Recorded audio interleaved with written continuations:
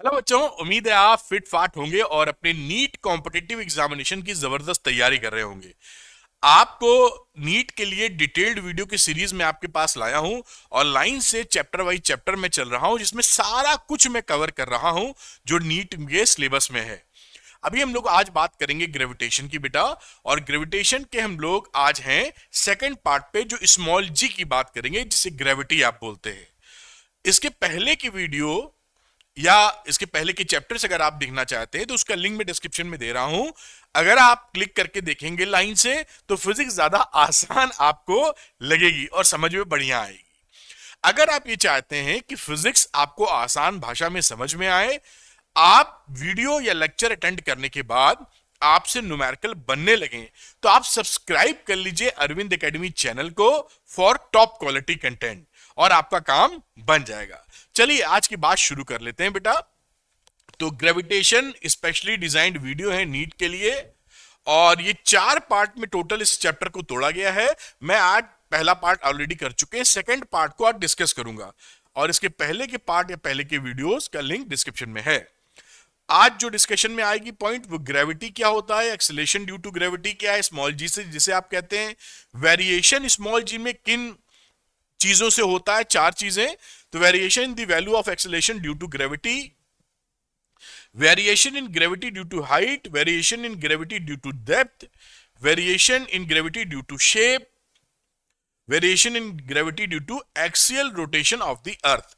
तो स्मॉल जी की पूरी चर्चा होने वाली है। आइए एक कदम और आगे बढ़ाते हैं। कुछ बच्चे कहते हैं इसका मुझे पीडीएफ मिल जाए तो बड़ी अच्छी बात है। तो आप के लिए लिंक मौजूद है अरविंद एकेडमी टेलीग्राम चैनल का, जो लिंक डिस्क्रिप्शन में दिया गया है। आप क्लिक कर लीजिए, ज्वाइन कर लीजिए। यहां पर मैं आपको अपलोड करता रहूंगा इसकी पीडीएफ, जिससे आपको पढ़ाई में आसानी हो जाए बेटा। और ये अरविंद एकेडमी ऐप है, कई बच्चे मुझसे पढ़ना चाहते हैं, तो यहां अरविंद एकेडमी ऐप का भी लिंक डिस्क्रिप्शन में है, क्लिक करके डाउनलोड करें। स्टोर सेक्शन में चेकआउट करें, कई ऐसे मटेरियल्स मिल सकते हैं, मिलेंगे आपको, जो नीट में सिलेक्शन के लिए बहुत आपकी मदद करेंगे और आपके डॉक्टर बनने का सपना पूरा करेंगे। तो आइए टॉपिक की शुरुआत करते हैं, जिसके लिए ये वीडियो बनाया गया है। ग्रेविटी क्या है, आप हम लोगों ने ये पढ़ा था कि एक मास वाली बॉडी दूसरी मास वाली बॉडी को अट्रैक्ट करती है। इन दोनों बॉडीज में अगर एक बॉडी अर्थ हो जाए तो इसे ग्रेविटेशनल फोर्स की जगह हम ग्रेविटी का नाम दे देते हैं। यही बात यहां लिखी है कि hence the gravity is the force by which earth attracts the body towards इस सेंटर। अर्थ किसी भी बॉडी को, मास वाली बॉडी को, हमेशा मान लीजिए ये एक मास वाली बॉडी है, इसको सेंटर की तरफ, इसका जो अर्थ का सेंटर है उसकी तरफ अट्रैक्ट करती है। और इस जो फोर्स है इसे ही बोलते हैं ग्रेविटी। तो ग्रेविटी में दो बॉडीज में एक का अर्थ होना जरूरी है, और हमेशा कैसे खींचेगा, क्या फोर्स लगावेगा अपनी तरफ, टुवर्ड्स सेंटर। इस तरह ग्रेविटी की बात होती है। आगे चलते और देखते हैं कि ग्रेविटी की और कहानी क्या है। तो देखिए यहां पर ग्रेविटी क्या होती, स्मॉल जी क्या होता है, बात की जाए acceleration due to gravity. Gravity क्या है, फोर्स है। और यहां पे स्मॉल जी की बात की जाए कि स्मॉल जी क्या है, तो अगर किसी बॉडी को आप ड्रॉप कर दे किसी भी हाइट से, और वहां पर केवल जो फोर्स लगा रहा हो वो धरती ही लगा रही हो और कोई भी फोर्स उसके ऊपर नहीं हो, तो उस समय जिस एक्सेलरेशन से धरती उस पर फोर्स लगाएगी उसे ही बोलते हैं एक्सेलरेशन ड्यू टू ग्रेविटी। उस एक्सेलरेशन से बॉडी नीचे स्मॉल जी की वैल्यू से ड्रॉप होती चली जाएगी। इसे हम लोग डिनोट करते हैं स्मॉल जी से। ये एक वेक्टर क्वांटिटी है क्योंकि डायरेक्शन हमेशा towards the centre of the अर्थ होता है। सरफेस पर इसकी एवरेज वैल्यू हम लोग 9.a लेते हैं। तो ये देखिए value on the earth surface at mean sea level is 9.8 metre per second square. अभी आप देखेंगे कि क्योंकि धरती हमारी पूरी स्फेरिकल नहीं है, इसलिए धरती के अलग अलग पॉइंट पर जी की वैल्यू बदल जाएगी, लेकिन ऑन एन एवरेज हम इसको 9.8 पकड़ लेते हैं। चलिए आगे की बात समझते हैं। अब स्मॉल जी और कैपिटल जी, आपने एक चीज पढ़ी थी स्मॉल जी जिसे कह रहे हैं एक्सेलरेशन ड्यू टू ग्रेविटी, और एक चीज पढ़ी थी कैपिटल जी जिसे बोलते थे यूनिवर्सल ग्रेविटेशनल कांस्टेंट। इन दोनों में रिश्ता क्या है, ये रिश्ता क्या कहलाता है?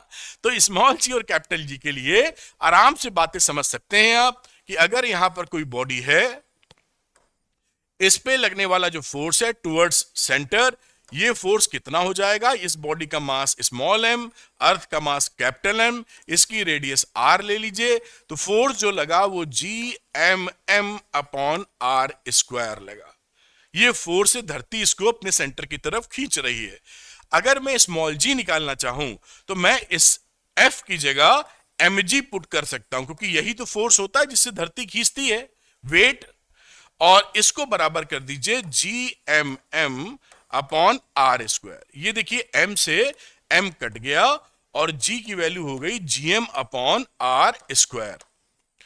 इस स्मॉल जी और कैपिटल जी के बीच का रिलेशन भी आ गया, और एक इंटरेस्टिंग चीज की आई कि स्मॉल m इसमें नहीं है।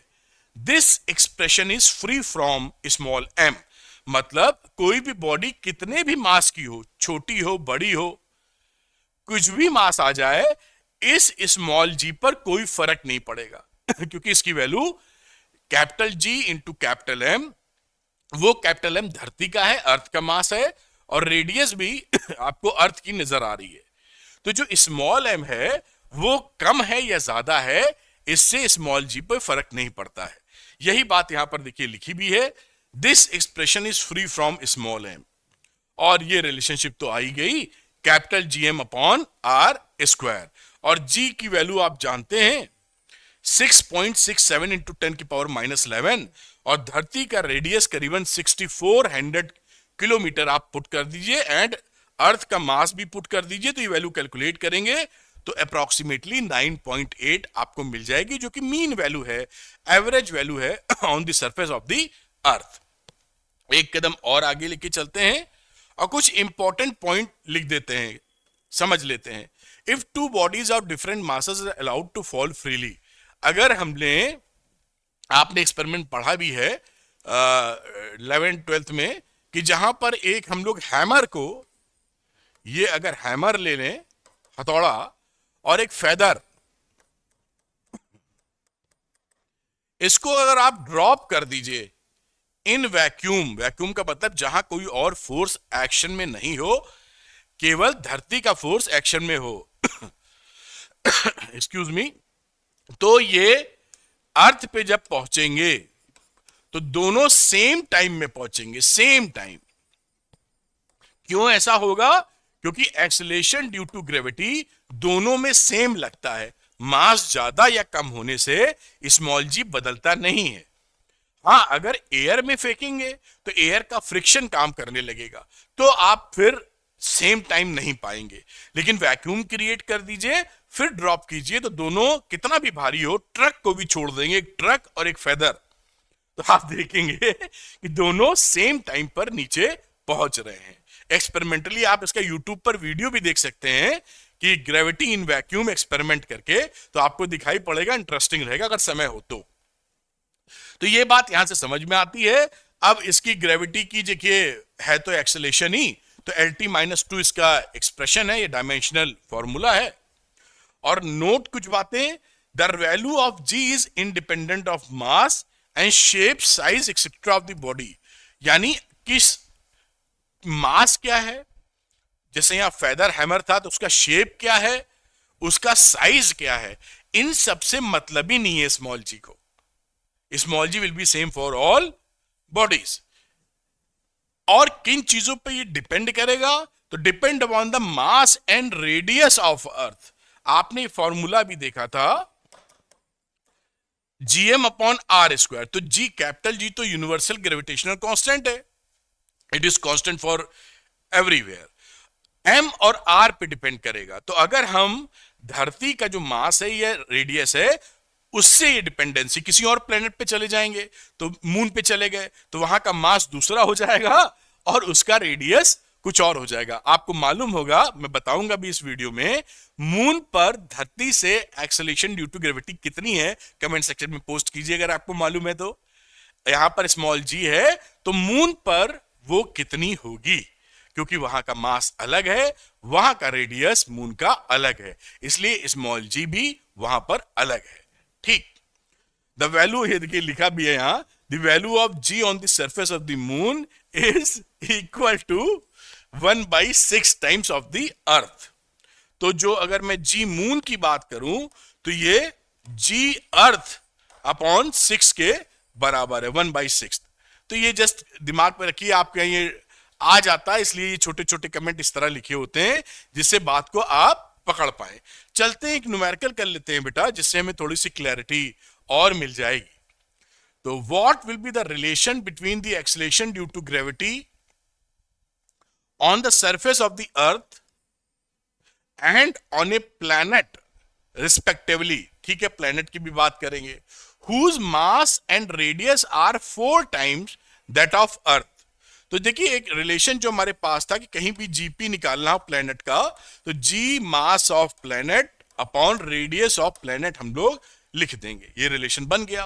अब ये बोल क्या रहा है कि जो मास ऑफ प्लैनेट है वो अर्थ के मास से 4 गुना ज्यादा है, और रेडियस भी बेटा 4 गुना रेडियस अर्थ से ज्यादा है। और अर्थ पे कितना होता है हमारा, g m e upon r e का स्क्वायर। इसमें ले लेते हैं बातचीत, तो जीपी लिखा, जीपी तो कोई फर्क आएगा नहीं। मास ऑफ प्लेनेट की बात करें, कैपिटल एम कर दो, 4 me अपॉन ये 4 RE, आरपी की जगह, और इसका स्क्वायर। तो ये वैल्यू हो जाएगी G4ME, कैपिटल एम लेते रहो, अपॉन 16 RE का स्क्वायर। तो ये आपने 4 काट दिया, तो ये जीपी की वैल्यू कितनी हो गई, 1/4 GME अपॉन RE का स्क्वायर। और ये पूरा एक्सप्रेशन क्या है, पहले वाला, यानी 1/4 GE के बराबर आपका देखिए आंसर हो गया। इस तरीके से सवाल आए तो 2 मिनट के अंदर, शायद 1 मिनट के अंदर उसको कर दीजिएगा। इसको नोट कर लीजिए, फिर आगे हम लोग देखेंगे कि जो स्मॉल जी होता है वो किन फैक्टर पर डिपेंड करता है, एक्सेलरेशन ड्यू टू ग्रेविटी। तो ये देखिए, the variation of the value of acceleration due to gravity, ये कैपिटल जी नहीं है यहां, ये स्मॉल जी है, टाइपिंग एरर है। तो स्मॉल जी जो होता है ये किन चीजों पर डिपेंड करता है, 4 चीजों पर डिपेंड करेगा, वो चारों यहां पर मेंशन है। सबसे पहली बात, height above the surface of the अर्थ, मतलब अगर आप हाइट को धरती की सरफेस से ऊपर जा रहे हैं तो स्मॉल जी की वैल्यू क्या हो जाएगी, हम देखेंगे घटेगी। कितनी घटेगी, रिलेशन देखेंगे। Depth below the surface of the अर्थ, अगर आप अर्थ में सुरंग कर दीजिए और चले जाइए 20-25 किलोमीटर 50 किलोमीटर नीचे, तो आप क्या देखेंगे, वहां भी स्मॉल जी की वैल्यू घटती है। किस रिलेशन से घटती है वो हम देखेंगे। शेप ऑफ अर्थ, क्योंकि पूरी तरीके से स्फेरिकल नहीं है धरती हमारी, इसलिए आप उसके शेप की वजह से पोल्स पे और इक्वेटर पर जी की वैल्यू डिफर पाएंगे। एक्सियल रोटेशन ऑफ द अर्थ, क्योंकि अर्थ अपनी जगह घूम भी रही है जिससे दिन रात होते हैं तो वो जो एक्सियल रोटेशन है उसकी वजह से स्मॉल जी पे फर्क पड़ता है। अगर उसकी स्पीड बढ़ जाए ना घूमने की, रोटेशन की, तो आप देखेंगे कि हमारा दिन और रात का समय बदल जाएगा, छोटे हो जाएंगे दिन रात। आप ये देख सकते हैं, ये सब हम लोग बातें आज करने वाले हैं। तो कोई भी प्लेनेट अगर तेजी से घूम रहा है अपनी जगह, तो वहां असर उसके जी पर तो पड़ेगा ही पड़ेगा, दिन और रात पे भी पड़ेगा, क्योंकि तेजी से घूम रहा है। ठीक, तो एक एक करके इनका एनालिसिस करते हैं। पहली बात हम लोग लेते हैं, वेरिएशन ऑफ जी। हाइट से ऊपर जब जाएंगे तो variation in g, small g, due to height above the surface of the earth. तो मामला देखिए, ये डायग्राम बनाया है, लेकिन इसकी चर्चा बाद में करेंगे जब आप समझ पाएंगे रिलेशनशिप क्या है। तो यहां अर्थ की सरफेस पर अगर बात की जाए तो सरफेस पे हम वैल्यू क्या लिख देते हैं, क्या मास m है तो कि g की वैल्यू हो जाती है gm अपॉन आर स्क्वायर।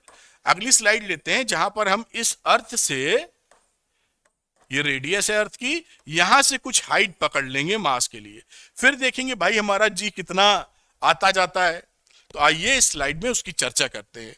वही डायग्राम देखिए जैसे मैंने बात की थी, ये अर्थ बनाइए, इससे कोई हाइट में r ले रहा हूं, रेडियस r है, और कोई हाइट में ले लेता हूं इस बॉडी के लिए, जो m बॉडी है, दिस इज हाइट, और ये सेंटर ऑफ द अर्थ है, ओ लिखना चाहे तो ओ लिख दे, ये मास ऑफ अर्थ है।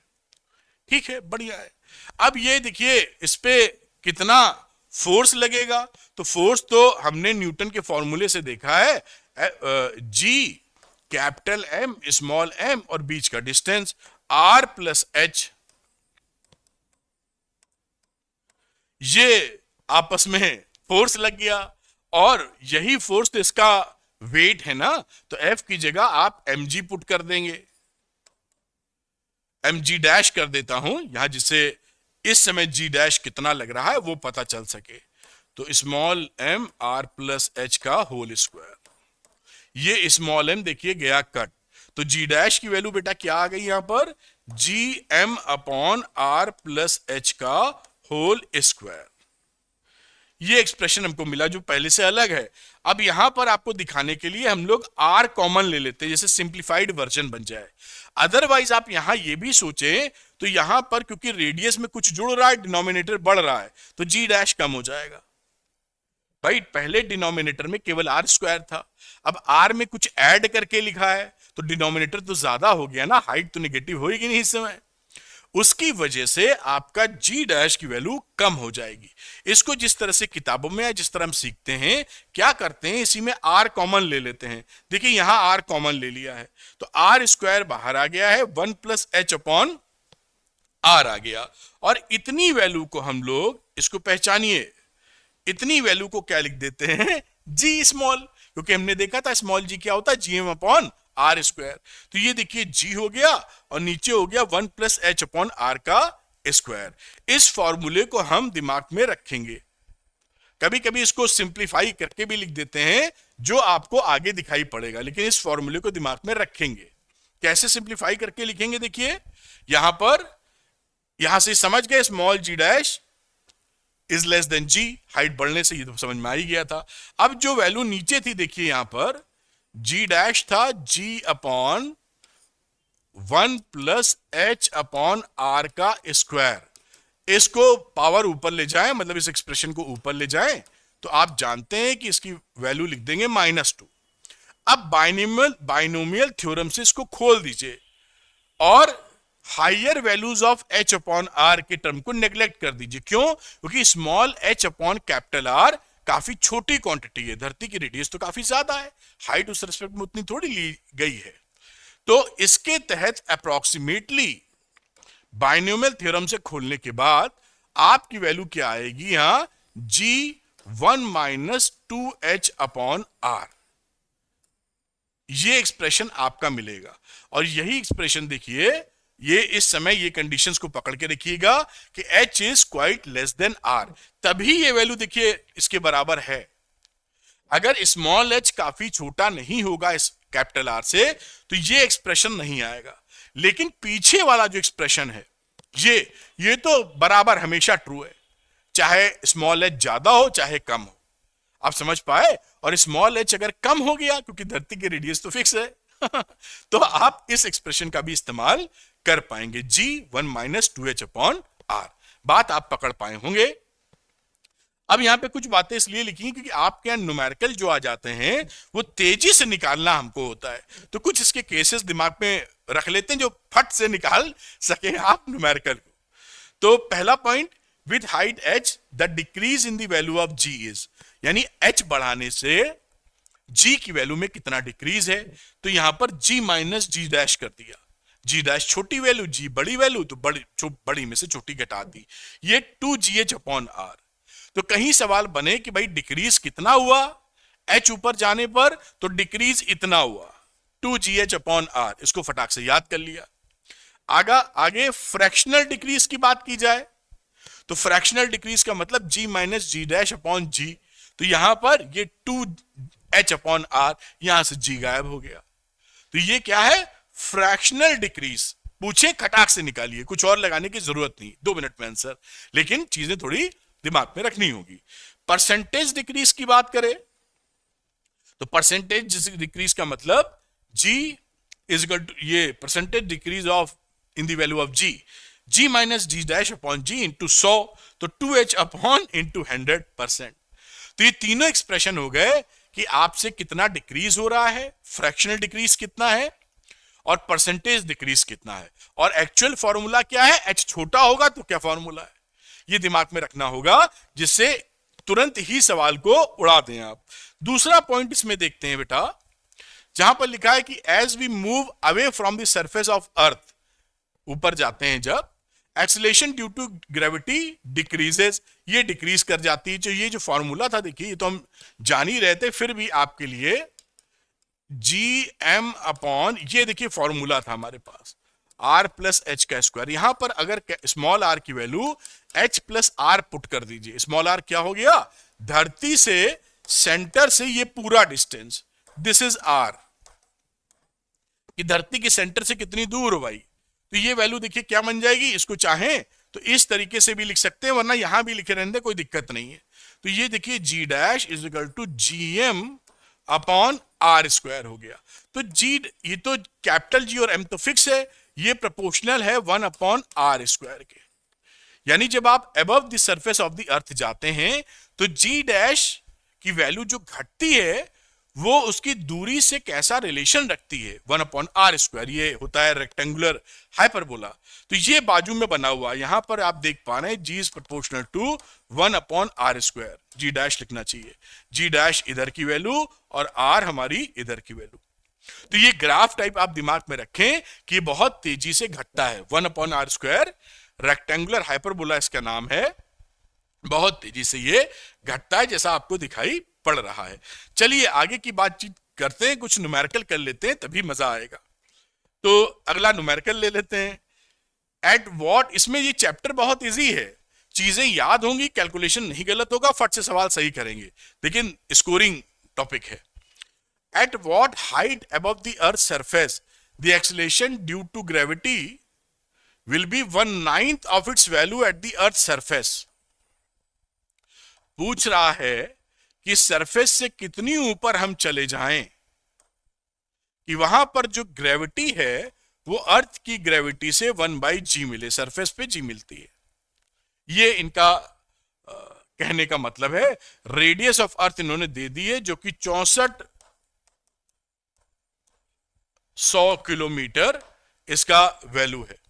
हमने ये देखा था हाइट बढ़ने के साथ जो रिलेशन आता है वो है g upon 1 plus h upon r e का होल स्क्वायर, अभी हमने देखा था।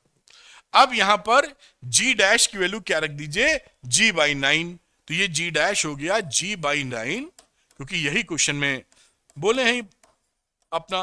तो आर ई का स्क्वायर, ये g से g देखिए कट गया और यहां वैल्यू क्या आ गई, अब इसको अंडर रूट भी ले लो तो 1 प्लस एच अपॉन आर ई क्या हो जाएगा, पलट के ये 3 के बराबर हो जाएगा। समझ तो पाए होगे ना, जी जी कट गया, रूट ले लिया, 3 बचा, ये 1/3 था तो उसको पलट लिया, 1 प्लस एच अपॉन आर ई की वैल्यू 3।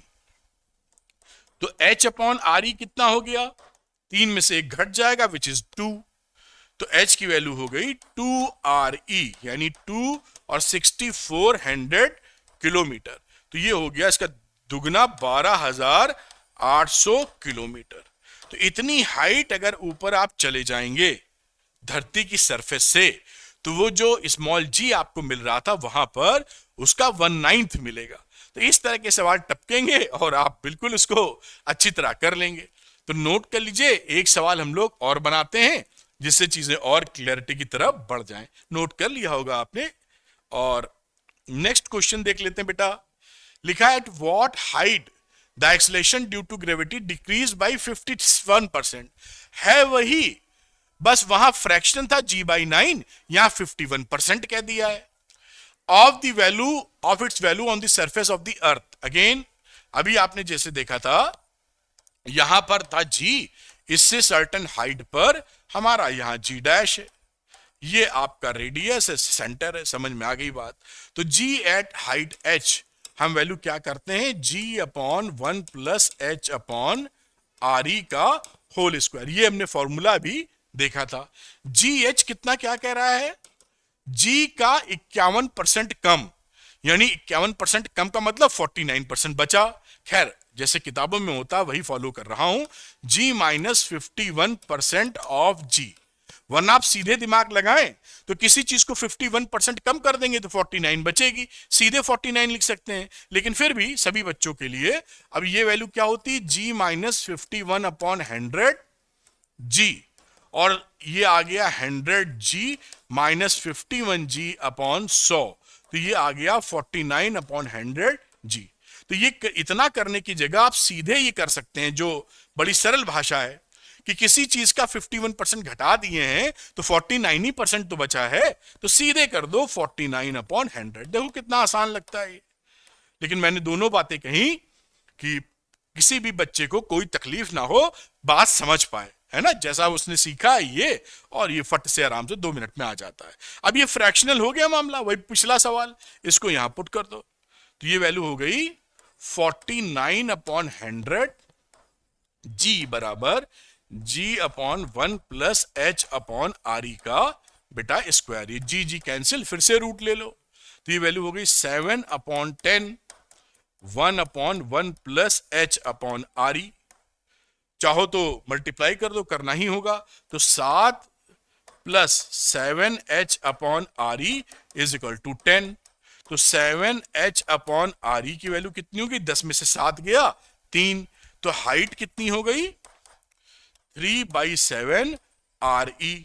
बस खत्म, यही सवाल है। तो कितनी हाइट आपकी बनी, 3/7 रेडियस ऑफ अर्थ से। इस तरह से ही कर सकते हैं, कोई परेशानी होगी ही नहीं आपको, बस थोड़ा सा ध्यान देते हुए करते जाइए। तो उसको नोट कर लीजिए। अगला टॉपिक हम लोग करेंगे जब आप डेप्थ में जाते हैं, है ना, गहराई में जाते हैं, सुरंग कर देते हैं अर्थ के अंदर, फिर तो ये आप नोट कर चुके हैं। अब बात करते हैं second, variation in g due to depth below the surface of the earth. Depth का मतलब यही है, मैं यहां बनाता हूं गोला, कि आपने एक धरती पकड़ी और यहां सुरंग कर दिया, आपने छेद कर दिया बहुत लंबा चौड़ा, और पहुंच गए यहां। अब यहां एक इंटरेस्टिंग पॉइंट का ध्यान रखिएगा कि यहां पर जब आप पहुंचेंगे मास m लेकर, तो जो इस पर ग्रेविटेशनल फोर्स होता है, वो जो स्फीयर ये बचा हुआ होता है, इसकी ही वजह से होता है। क्योंकि न्यूटन साहब ने एक थ्योरम दी थी, उसमें बोला था, बताया था, मतलब प्रूफ किया था कि शेल के अंदर कोई भी मास अगर है तो उस मास पे आपका ग्रेविटेशनल फोर्स शून्य लगता है। अगर कोई शेल ले लेते हैं, आप शेल समझते हैं ना, फुटबॉल समझ लीजिए, और कहीं पर मास आप ले लेते हैं, तो इस मास पे कितना ग्रेविटेशनल फोर्स होगा, 0। ये यहां पर दो टुकड़े हैं, एक तो ये है सॉलिड स्फीयर धरती का, और दूसरा इसको समझ सकते हैं शेल। ये शेल की मोटाई है और ये अंदर पहुंच गया है शेल के, तो इस शेल की वजह से हमारा कोई फोर्स नहीं लगता। इस पर फोर्स जो लगते हैं एक दूसरे को नलीफाई कर देते हैं, असल में ये होता है ना।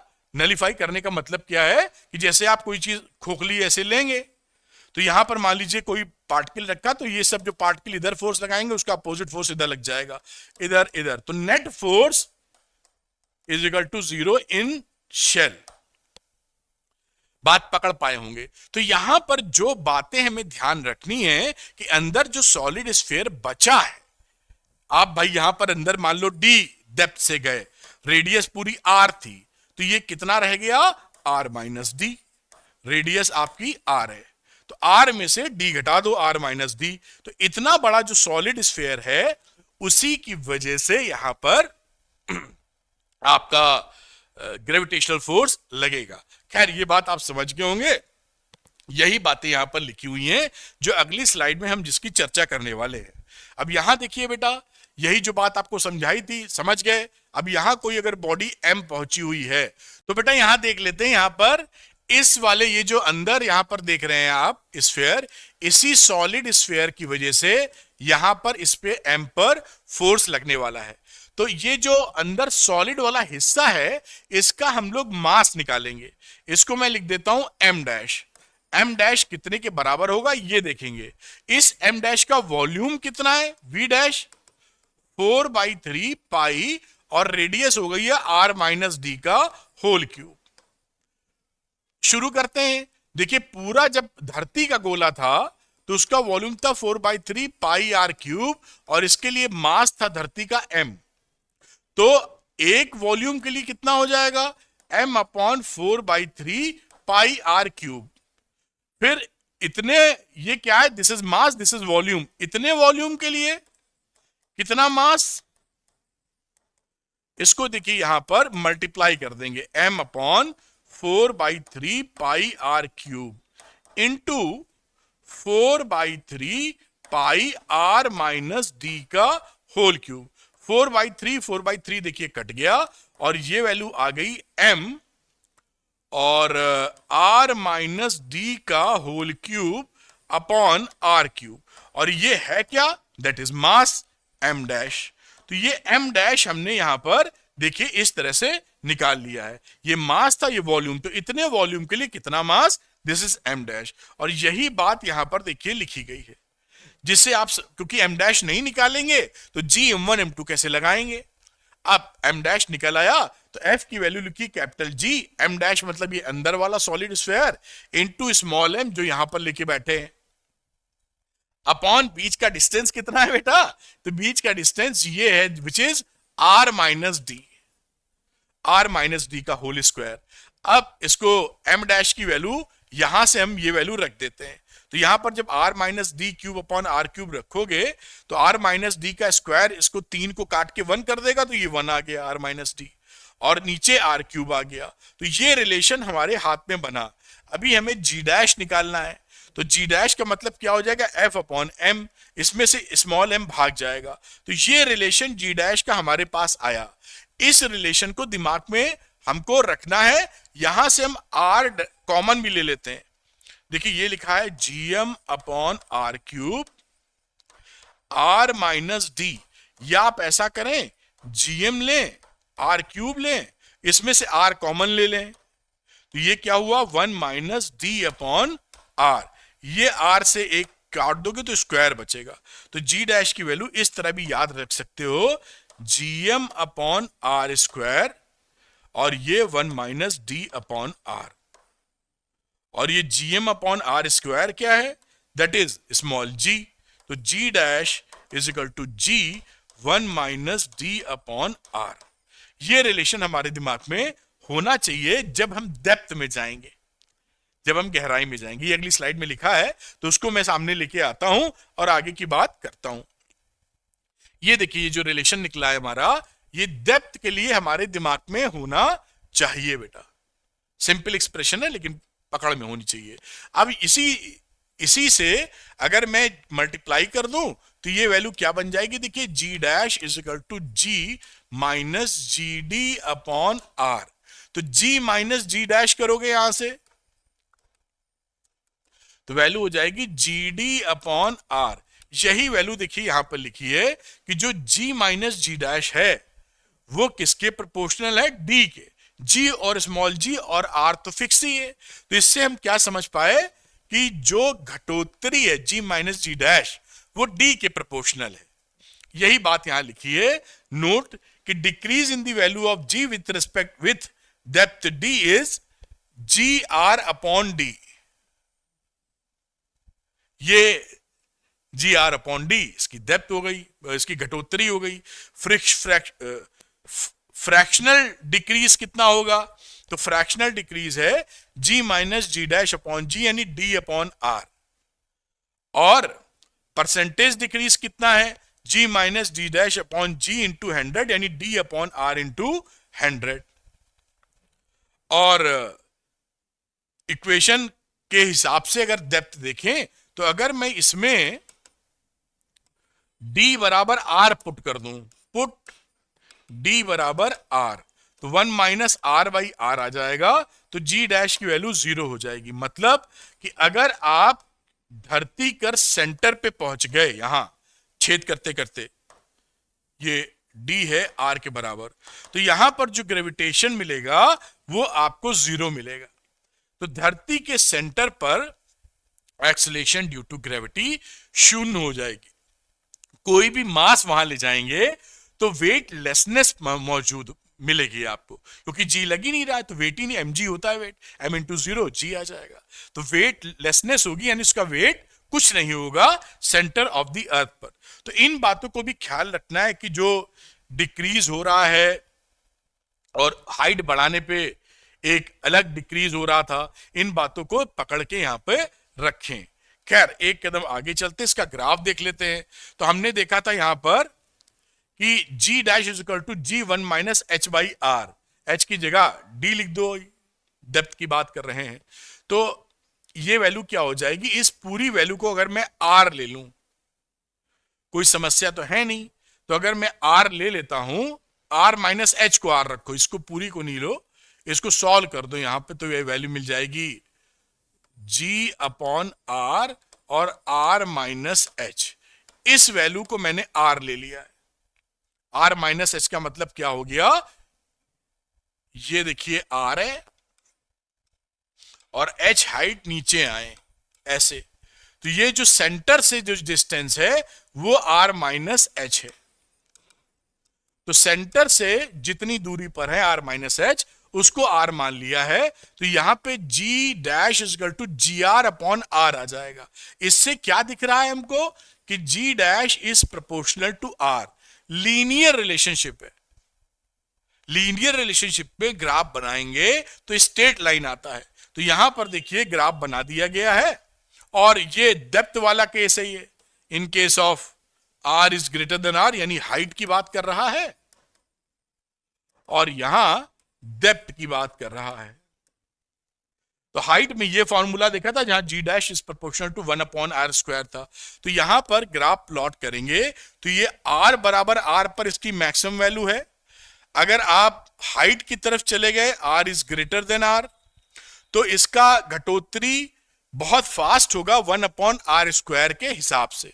और पीछे चले गए, r is less than capital r inside the earth, तो आपका लीनियर रिलेशनशिप की तरह से घटोत्तरी होगा। लेकिन ये जो घटोत्तरी है वो आर के प्रोपोर्शनल है कि आर जैसा घट रहा है, हाइट नहीं देखिएगा। यहां पर आर की जो वैल्यू लिए हुए है ना, आर को हमने यहां पर माना है, देखिए आर माइनस एच। तो ये जो आर है वो सेंटर से कितनी दूर है उसका मामला है, और हाइट तो अलग चीज है। आर कम होने का मतलब हाइट का बढ़ना। जितनी हाइट बढ़ेगी, डेप्थ बढ़ेगी, उतना स्मॉल आर कम होगा। बात, उम्मीद है आप इस बात को अच्छे से पकड़ पा रहे होंगे।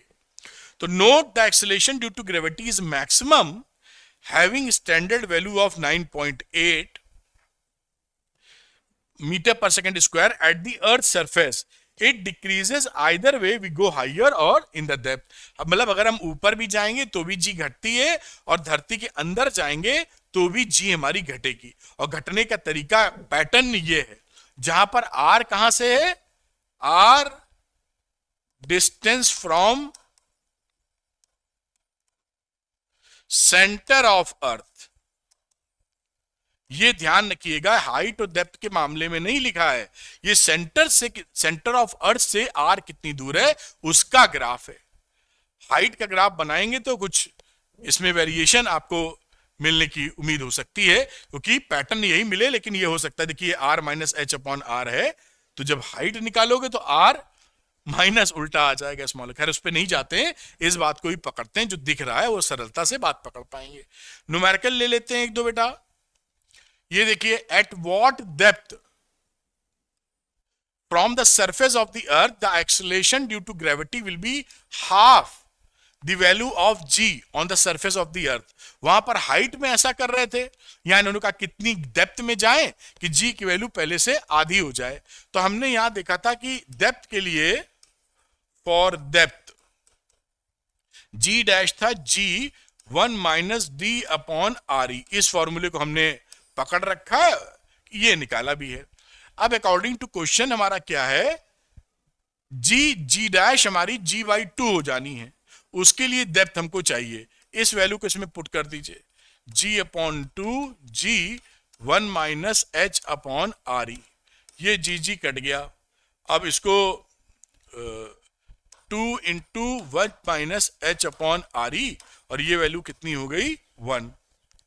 अब इसको आप ऐसे भी सॉल्व कर सकते थे, और 2h upon r e is equal to 1 इसको इधर कर दो, इसको इधर, तो 2h अपॉन आर ई की वैल्यू कितनी हो गई, 1। तो हाइट कितनी हो गई बेटा, RE/2, यानी 0.5 RE।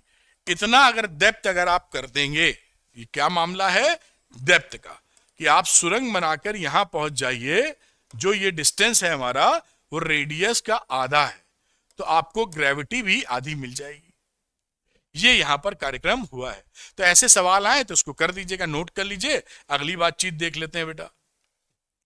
तो उम्मीद है इसको आप नोट कर पाए होंगे। एक सवाल और लेते हैं। लिखा है assuming earth to be a sphere of uniform mass density. Uniform mass density है, बढ़िया।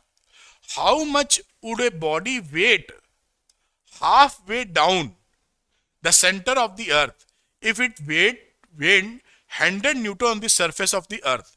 तो वेट इसका जब सरफेस पे था यानी mg, उसकी वैल्यू 100 न्यूटन थी अकॉर्डिंग टू क्वेश्चन, और कितना हम नीचे जाएं, नहीं हाफ वे डाउन जाएं तो कितना वेट हमारा मिलेगा। तो d की वैल्यू क्या है, डेप्थ कितनी है, r/2, ये बता के रखे हुए हैं। फॉर्मूला होता है G' = G1 - D/R। तो यहां पर मैं G' की वैल्यू R/2 पुट कर देता हूं। इतनी हाइट आपने, इतनी हाइट यहां रखेंगे। ये G' कितना रहा, G, ये D/R चाहिए था, तो यहां से D/R निकाल ही लो ना। ये वैल्यू कितनी हो गई, 1/2।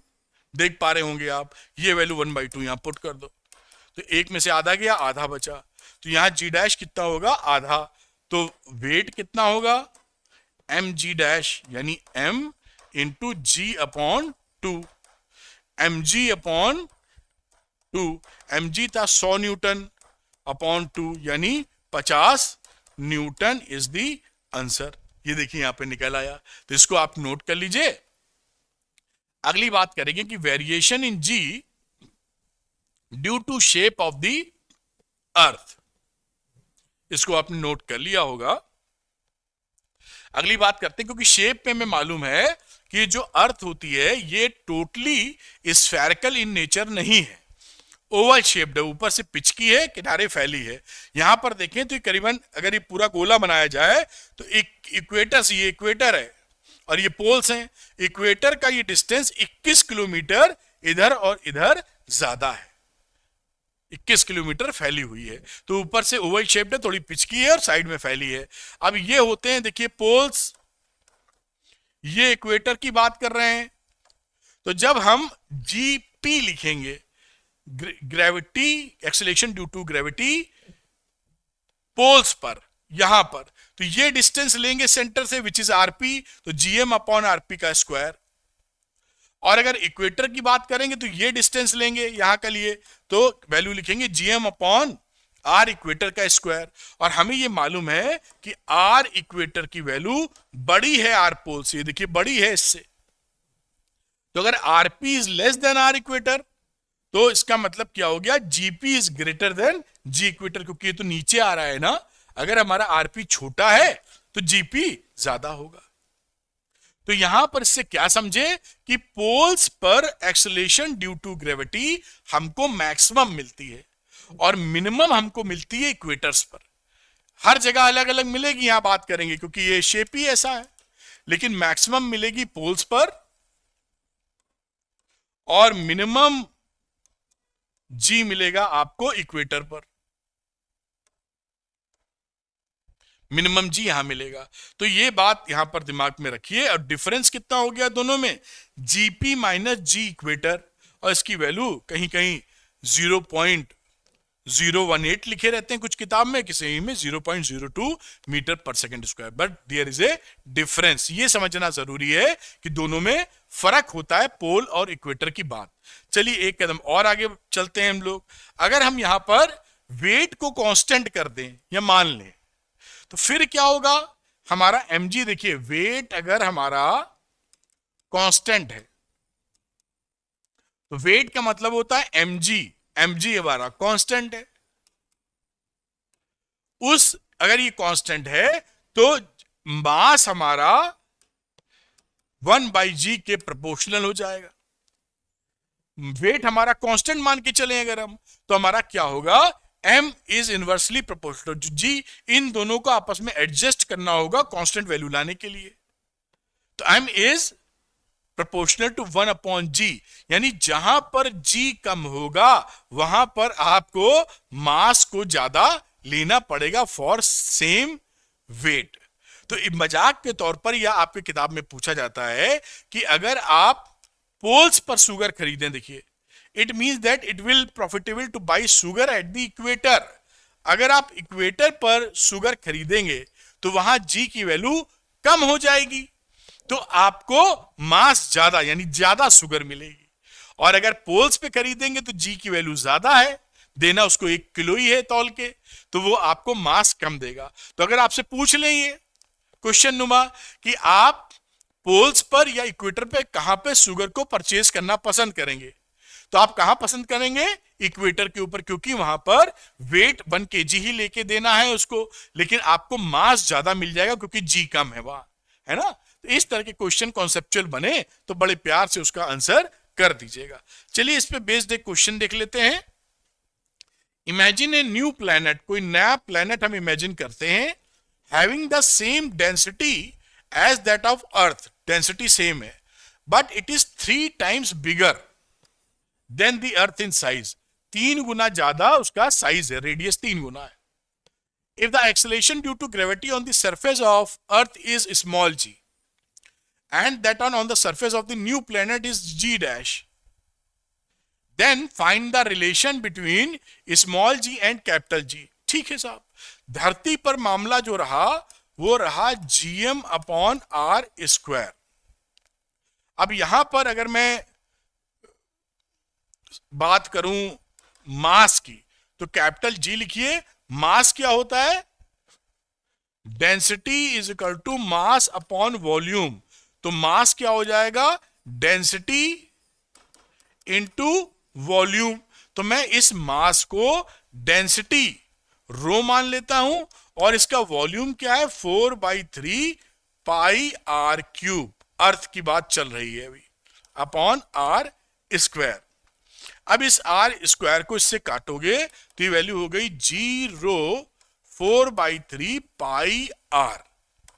ये देखिए ये रिलेशन हमको मिला, इस तरह से भी समझ सकते हैं। इससे क्या सीखे कि G is proportional to R है, क्योंकि रो कांस्टेंट है यहां पर। ठीक, अगर G और R के बीच में प्रोपोर्शनलिटी है तो मैं G डैश अपॉन G को लिखूंगा तो R डैश अपॉन R लिख सकता हूं, due to this relation G is proportional to R। अब यहां से आगे बढ़ते हैं, G डैश अपॉन G लिखते हैं, रेडियस पहले से 3 गुना थी नए वाले में, तो G डैश की वैल्यू कितनी हो गई, 3G के बराबर। ये आपका आंसर हो गया। देखिए इस तरह से इन सवालों को करेंगे तो ज्यादा आसानी से कर पाएंगे। इसको भी नोट करें आप, और इसको आप नोट करिए। और अगला हम लोग देखेंगे कि variation in G due to axial rotation of the earth, जो अर्थ घूमती है अपनी एक्सिस पर उसकी वजह से क्या फर्क पड़ता है। तो आइए उसकी बात कर लेते हैं। तो यहां पर जो दिन रात होते हैं, देखिए यहां पर क्या है, ये अपनी एक्सेस पे अर्थ घूम रही है और ये इस तरीके का बनता है एक सर्किल। सपोज करिए एक पॉइंट पी पर कोई मास रखा है m, तो वो किस तरह का मोशन कर रहा है, इस एक्सेस के अराउंड सर्कुलर मोशन कर रहा है। अगर यहां पर हम इनर्शियल फ्रेम, हम ये इसी के ऊपर से देखें नॉन इनर्शियल फ्रेम में, तो इसके ऊपर एक सेंट्रीफ्यूगल फोर्स लगेगा, सेंट्रीफ्यूगल फोर्स, जो ये बंदा या मास एक्सपीरियंस करेगा, क्योंकि ये वहां बैठा है जो एक्सीलरेटेड मोशन में है, non inertial frame of reference. तो यहां पर r ओमेगा स्क्वायर इस डायरेक्शन में एक्सेलेरेशन लगा, mr ओमेगा स्क्वायर होता है सेंट्रीफ्यूगल फोर्स, सेंट्रीफ्यूगल लिख दीजिए, सेंट्रीफ्यूगल फोर्स कितना हुआ, mr ओमेगा स्क्वायर। तो सेंट्रीफ्यूगल एक्सेलेरेशन कितना है,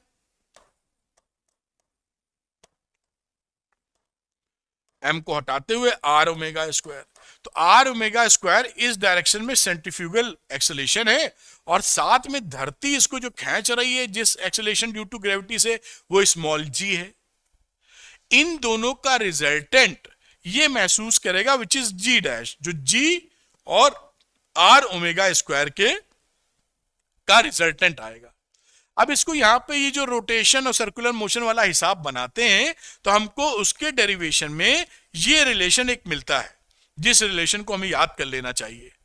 जी डैश की वैल्यू कितनी हो गई, is equal to ji minus r omega square cos square phi. Phi क्या है, इस पॉइंट का latitude, this is fine phi latitude. Omega क्या है, इसके घूमने की एंगुलर वेलोसिटी, स्मॉल जी पता ही है, आर है रेडियस ऑफ द अर्थ। तो ये जी डैश, जैसे यहां पर देखिए आप, अगर मैं ओमेगा बढ़ा दूं तो ये जी डैश कम हो जाएगा, घट रहा है ना।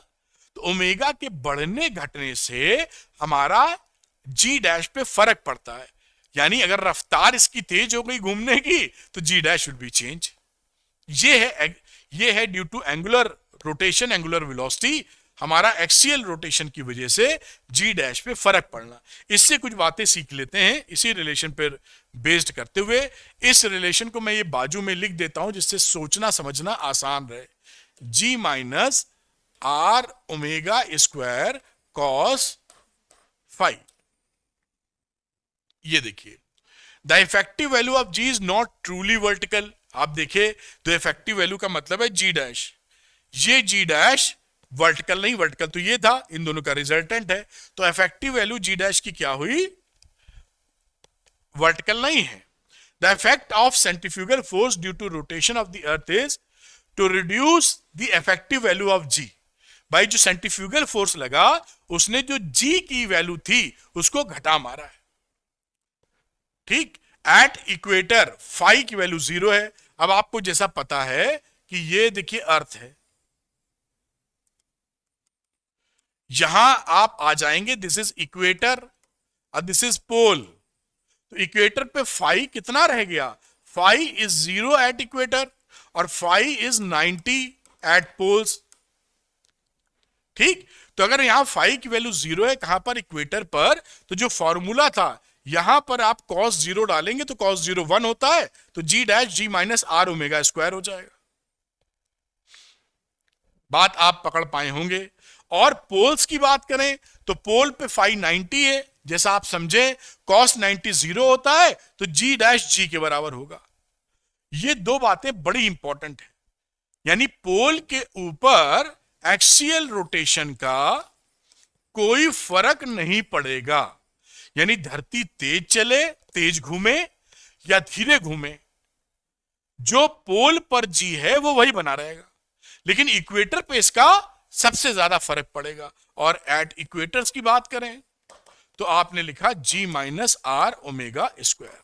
तो इक्वेटर पे जबरदस्त फर्क पड़ रहा सबसे ज्यादा, और पोल पर कुछ भी फर्क नहीं पड़ रहा है due to rotation of the earth. ये सवालों में इस्तेमाल होता है, इसलिए दिमाग में आपके याद हो जाना चाहिए। कुछ बातें नोट के तौर पे कही गई हैं। If the angular velocity of the earth increases, omega बढ़ा दो तो जी डैश हमारा कम हो जाएगा। The value of g will be decreased at all places except poles. Pole पे क्यों नहीं, क्योंकि इस पे कोई फर्क ही नहीं है। पोल पे नहीं कम होगा, कुछ फर्क नहीं पड़ेगा, बाकी हर जगह जी डैश पहले से कम हो जाएगा या जी कम हो जाएगा एंगुलर वेलोसिटी बढ़ने पर। Since earth rotates west to east, earth का रोटेशन का जो डायरेक्शन है वो वेस्ट टू ईस्ट है, इसलिए रॉकेट वगैरह भी हम लोग भेजते हैं जब, तो वेस्ट टू ईस्ट लॉन्च करते हैं, so that effective acceleration due to gravity g minus g dash minus g minus r omega square रहे on the rocket is less. तो ये वैल्यू इस तरीके से काम करती है। चलिए आगे की बात समझते हैं कुछ न्यूमेरिकल को देखते हुए। तो calculate the angular speed of rotation omega of the earth so that the apparent g at the equator becomes half of its value at the surface. Also calculate the length of the day in this situation. Length of the day भी निकालनी है। तो देखिए equator पे हमारा formula आपको याद होगा, मैं याद दिलाता हूं एक बार। जीरो की फाई की वैल्यू 0 डिग्री थी, g dash is equal to ji minus r omega square cos phi होता था। तो ये रिड्यूस हो जाएगा अब g dash is equal to g minus r omega square. तो ये आप हमेशा याद रखिए फॉर इक्वेटर। इक्वेटर के लिए ये फॉर्मूला, g डैश कह रहा है पहले से आधी हो गई है, तो g dash will become g/2। ठीक, एंगुलर वेलोसिटी हमको निकालनी है। अब यहां से आप निकालने जाओगे तो आर ओमेगा स्क्वायर की वैल्यू आ जाएगी, g में से g/2 घटा तो g/2 आ गया। ओमेगा कितना रहा, g/2r अंडर रूट में। ये वैल्यू कितनी आई, 9.8 बेटा अपॉन 2 इंटू 6.4 इंटू 10⁶ मीटर। और इसको जब सॉल्व करेंगे तो एंगुलर स्पीड आएगी 8.75 इंटू 10⁻⁻4 रेडियन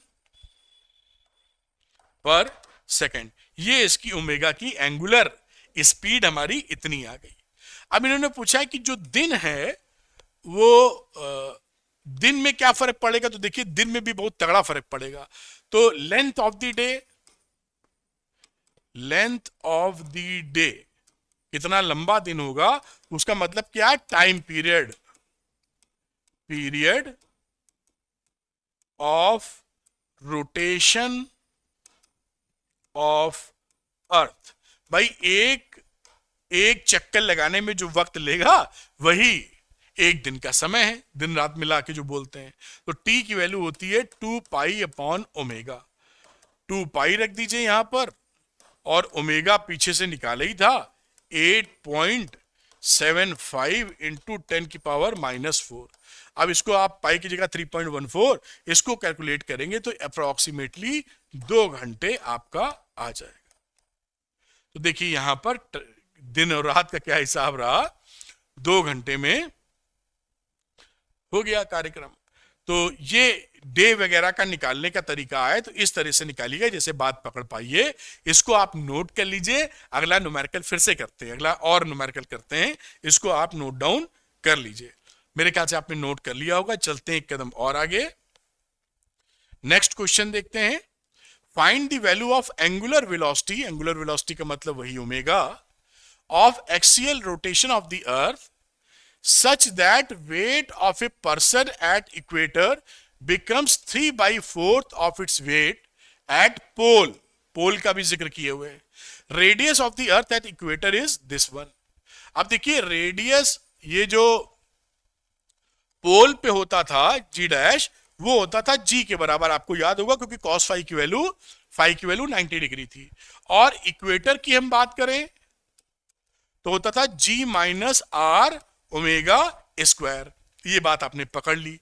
अब ये कह रहा है कि यहां पर इक्वेटर पर 3/4 ऑफ द पोल, यानी ये 3/4 of the pole g minus r omega square. कुछ रह नहीं गया, आर ओमेगा स्क्वायर पकड़ें, g में से 3/4 घटा दें तो 1/4 g बचेगा। ओमेगा कितना हो गया, g/4r का अंडर रूट। g की वैल्यू हो गई 9.84 और radius of the earth 6400 into 10⁻³ metre के अंदर। और अब इसको जब सॉल्व करेंगे तो ये ओमेगा आ जाएगा आपका करीब करीब 6.2 इंटू 10⁻⁻4 रेडियन पर second. This is the answer. यही ये पूछ रहे थे जो हम लोगों ने सॉल्व कर दिया। तो इस तरह से देखिए, आपसे बोला जाए तो फटाफट निकाल लीजिएगा, इन कॉन्सेप्ट को दिमाग में रखिएगा। तो इसको आप नोट करें, फिर हम लोग करते हैं आज का अंतिम सवाल। तो आइए शुरू करते हैं और ये क्वेश्चन पकड़ते हैं अगला। इसमें लिखा है suppose the earth increases its speed of rotation, omega बढ़ा दिया इसने, at what new time period will the weight of a body on the equator become 0। Equator पर क्या टाइम पीरियड पकड़े कि शून्य हो जाए। जी वी की वैल्यू यहां पर लिखी है, तो हम देखिए ये weight will become 0 at equator, ये 0 बोल रहा है। हमें मालूम था कि जी डैश इक्वेटर का जो फॉर्मूला होता है वो g minus r omega square होता है फॉर इक्वेटर। यहां वैल्यू 0 पुट कर दो तो g minus r omega square, ये वैल्यू यहां पर डाल दी हमने। तो ओमेगा कितना निकलेगा यहां से, g अपॉन आर रूट में। टाइम पीरियड की बात करते हैं, what is new time period. तो टाइम पीरियड की बात करोगे तो t को लिखते हो 2 पाई बाई ओमेगा। तो यहां पर हो जाएगा ये ओमेगा मतलब इसका उल्टा, तो ये हुआ 2 pi under root g by r. अब ये t की वैल्यू निकाल लो, तो ये हो गया 2 पाई, g कितना है 10 मीटर पर सेकंड स्क्वायर दे रखा है, तो वैल्यू क्या आई भाई, g आया 6400 किलोमीटर इंटू 10 की पावर 3। और क्या मैंने सही रखा है, उल्टा रख दिया क्या, ये r बाई जी होगा, ये उल्टा है, ये r बाई जी है, ठीक है। ये r आ गया और g की वैल्यू यहां थी 10। और ये तो टाइम पीरियड निकलेगा जो सेकंड में निकलेगा। अगर घंटों में आपको चाहिए, ये है सेकंड्स में, तो अगर घंटों में चाहिए तो 3600 से इसको डिवाइड कर देंगे, दिस इज आवर, और इसको कैलकुलेट करेंगे, ये आ जाएगा 1.4 आवर। ये देखिए आपका आंसर आ गया।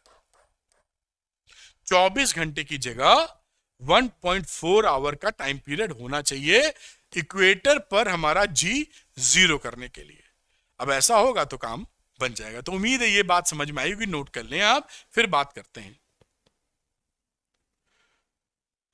तो अगर आप ये चाहते हैं कि फिजिक्स आसान भाषा में आपकी समझ में आए और वीडियो या लेक्चर अटेंड करने के बाद न्यूमेरिकल निकलने लगे, तो सब्सक्राइब कीजिए अरविंद एकेडमी को, और टॉप क्वालिटी कंटेंट के लिए। और इसका पीडीएफ अगर आपको चाहिए तो पीडीएफ आप अरविंद एकेडमी टेलीग्राम चैनल से ले सकते हैं, जहां पे इसको प्रोवाइड कर दूंगा। Thank you very much, wish you all the best.